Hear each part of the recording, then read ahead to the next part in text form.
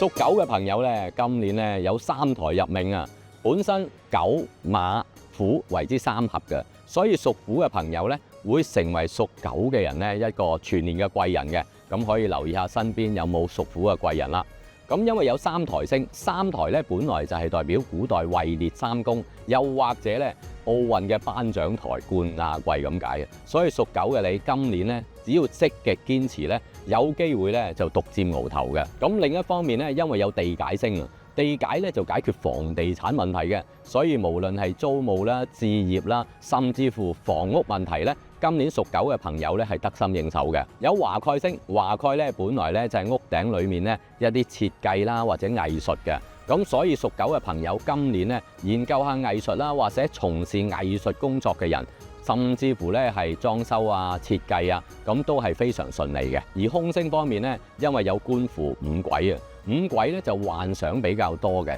所以今年咧屬狗嘅朋友咧唔好過於擔心，或者咧思前想後，容易幻想失眠嘅。加上有呢個官符星，官符咧就代表官非口舌嘅，最好咧就大事化小，小事化無啦。有披頭星，披頭咧就係儀容問題嘅。咁啊，依家咧就新興好多醫美嘅，但係屬狗嘅朋友咧，今年咧就千祈唔好冒險啦。今年是非位咧就喺家居嘅西邊嘅，所以咧其實西邊咧最好咧就唔好放一啲色彩濃烈嘅擺設，最好擺一啲咧，例如係佛經啦、笑佛啦，甚至乎開心嘅藝術品咧，都有機會化解呢個是非嘅。